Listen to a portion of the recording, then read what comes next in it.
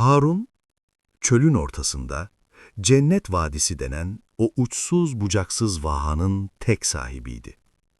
Sandıkları altınla, ambarları hurmayla, ahırları en cins atlarla doluydu.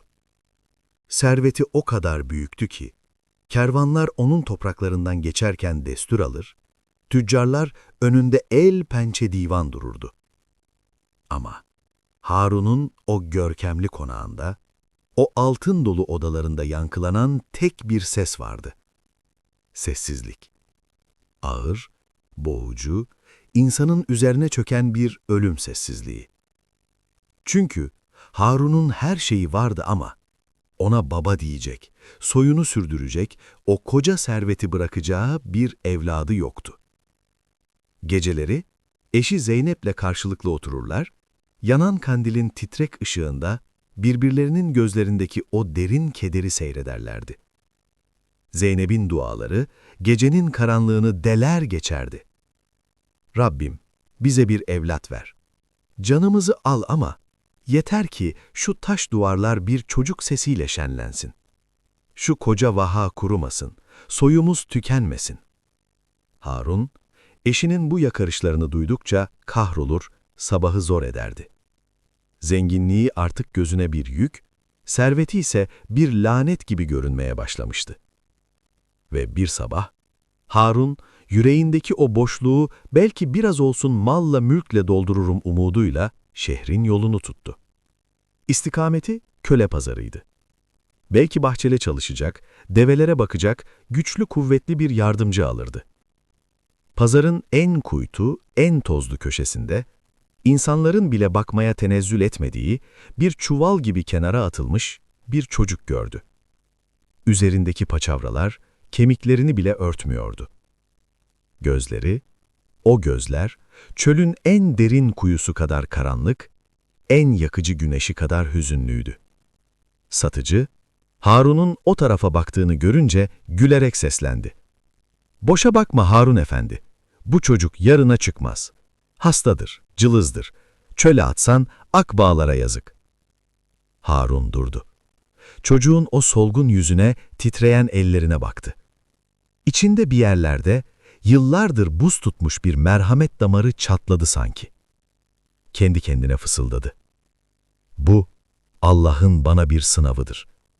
Bu can bana Allah'ın bir emanetidir." Satıcıya bir kese altın fırlattı. "Alıyorum," dedi. Adı da Veysel olsun. Veysel, yani kimsesizlerin, gariplerin yoldaşı. Veysel o konağa girdiği gün, sanki çölün ortasına bahar geldi. Kurumaya tutmuş kuyular taştı, hurma ağaçları hiç vermediği kadar meyve verdi. Vahanın üzerine bir bereket yağmuru yağdı. Harun, o cılız çocuğu kendi öz evladı gibi bağrına bastı. Yedirdi, içirdi, giydirdi. Veysel iyileşti, serpildi, o hasta çocuk gitti, yerine ay parçası gibi edebiyle, saygısıyla herkesi kendine hayran bırakan bir delikanlı geldi. Harun, Veysel'in başını okşarken gözleri dolardı. "Sen benim uğurumsun Veysel, sen benim ahiretliyimsin. Bu vaha, bu servet, her şey senindir oğlum." Oğlum. Bu kelimeyi söylemek Harun'a dünyaları veriyordu.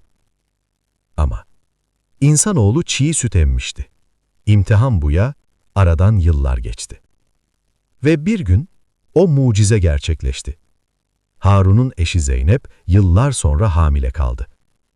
9 ay sonra konağı inleten bir bebek ağlamasıyla Harun'un öz oğlu dünyaya geldi. Adını Cihan koydular. Harun, öz oğlunu kucağına aldığı an gözleri döndü. Kan bağı, o güne kadar kurduğu tüm gönül bağlarını bir anda silip attı. Şeytan, Harun'un kulağına fısıldamaya başladı. "Senin öz oğlun varken bu elin oğlu mu mirasına konacak? Senin kanından, senin canından olan Cihan dururken pazardan aldığın o çocuk mu ağa olacak?" Günler geçtikçe Harun'un kalbi karardı. Veysel'e olan sevgisi yerini sinsi bir nefrete, kıskançlığa bıraktı. Artık Veysel'in yüzüne bakmıyor, Sofrasına oturtmuyor, onu hizmetçilerle bir tutuyordu. "Git atları tımar et, git suyu taşı," diye azarlıyordu. Veysel ise başını önüne eğiyor, tek kelime etmiyordu. Anlamıştı. Emanetin vakti dolmuştu. Ve o kara gün gelip çattı. Hava kurşun gibi ağardı. Ufukta kızıl bir toz bulutu birikiyordu. Harun, Veysel'i yanına çağırdı. Sesi buz gibiydi. "Hazırlan Veysel. Uzaktaki vahalara ticaret için gideceğiz. Yükümüz ağır, yardımın lazım." Veysel, efendisinin gözlerindeki o soğuk parıltıyı gördü ama sedakatinden sual etmedi. "Emrin olur baba," dedi.